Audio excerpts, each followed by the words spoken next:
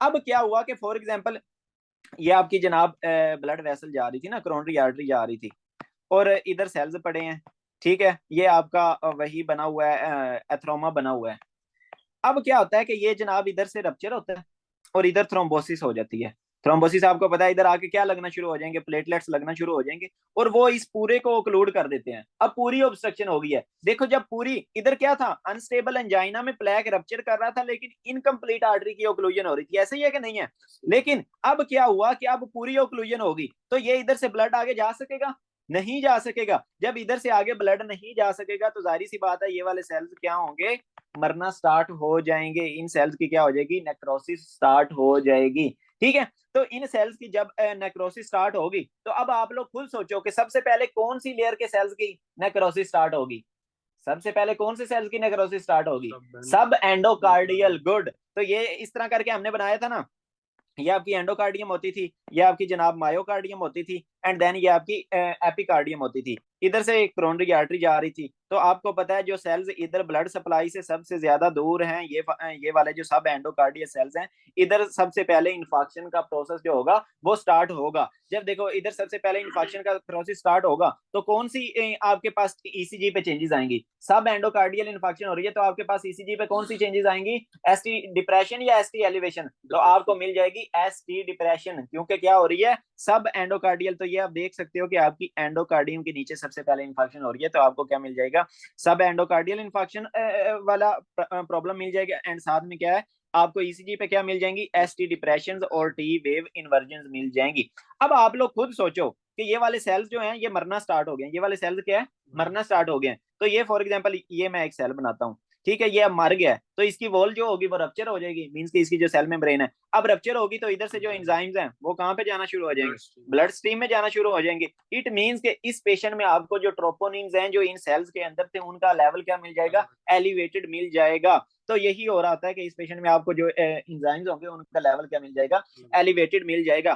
دین کیا ہوتا ہے کہ اب دیکھو میں نے آپ لوگوں کو بتایا کہ کیا ہو رہا ہے کہ سب سے پہلے یہ والے سیلز سب اینڈوکارڈیل سیلز مرنا سٹارٹ ہوں گے، لیکن ادھر سے بلڈ سپلائی ٹھیک نہیں ہوتی، ٹھیک نہیں ہوتی تو دیکھو دین یہ سارے سیلز مرنا سٹارٹ ہو جائیں گے نا، تو یہ والا جو انفارکشن ہے دین اس طرح سپریڈ کرتی جائے گی اور یہ پوری لیئر کی اب کیا ہو گئی ہے، انفارکشن ہو گئی ہے، یہ والا سارا ایریا ڈیمیج ہو گیا ہے۔ تو اس کو میں کیا کہوں گا، سب اینڈوکارڈیل انفارکٹ یا ٹرانسمیورل انفارکٹ؟ اب کیا ہو گیا، ٹرانسمیورل، پورا تینوں لیئرز انوالو ہو گئی تو اس کو ہم کیا کہہ دیں گے، ٹرانسمیورل انفارکشن ہو گئی ہے۔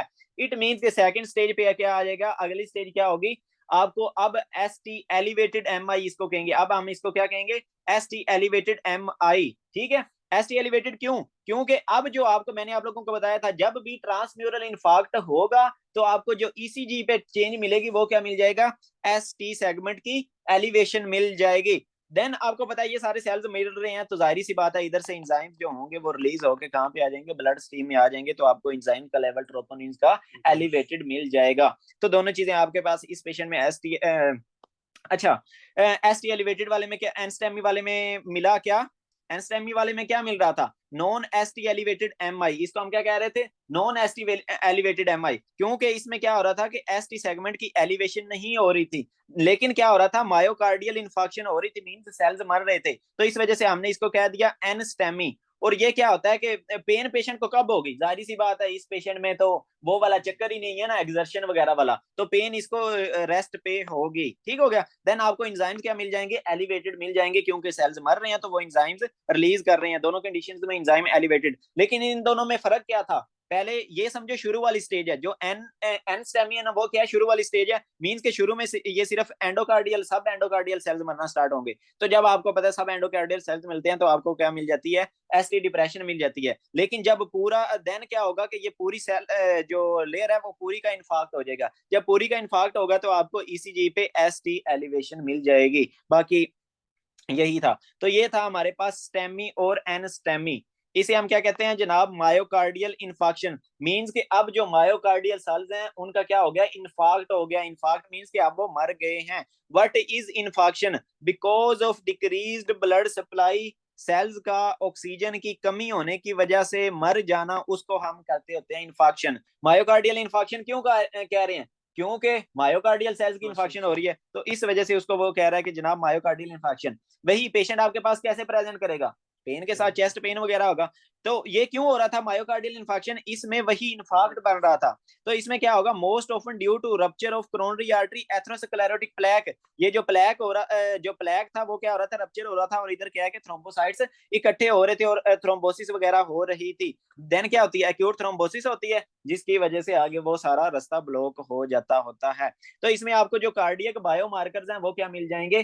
ایلیویٹڈ مل جائیں گے. تو انکریز ہو جائے گا کارڈیک بایو مارکرز کا لیول.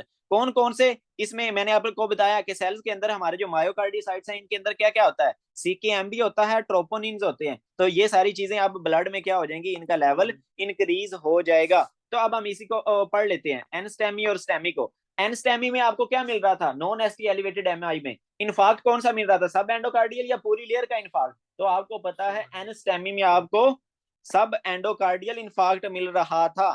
دین لیئرز کون سی انوالو تھی؟ صرف سب اینڈوکارڈیم انوالو تھی. ٹھیک ہے. اور اسی جی پہ آپ کو ایس ٹی سیگمنٹ کی ڈپریشن اور ٹی ویو انورجن مل رہی تھی. دین آگے سٹیمی مینز کہ ایس ٹی ایلیویٹڈ ایم آئی. ایس ٹی ایلیویٹڈ میں پوری لیئر اب مر گئی تھی، ختم ہو گئی تھی. تو اس کا کیا ہے؟ ٹرانسمیورل انفارکٹ ملے گا، اور آپ کو کیا مل جائے گا؟ فل تھکنس آف مایوکارڈیل وال کی کیا ہو جائے گی؟ ڈیتھ ہو جائے گی، انفیکشن ہو جائے گی. اور اسی جی پہ آپ کو ایس ٹی سیگمنٹ کی ایلیویشن مل جائے گی، اور پیتھولوجیکل کیو ویوز بھی مل سکتی ہیں. ٹھیک ہو گیا جی. تو یہ تھا ہمارا ٹاپک جناب اسکیمک ہارٹ ڈیزیز کا، جس میں ہم نے 5 ویریئنٹس پڑھے. لیکن اب آ گیا کہ پیشنٹ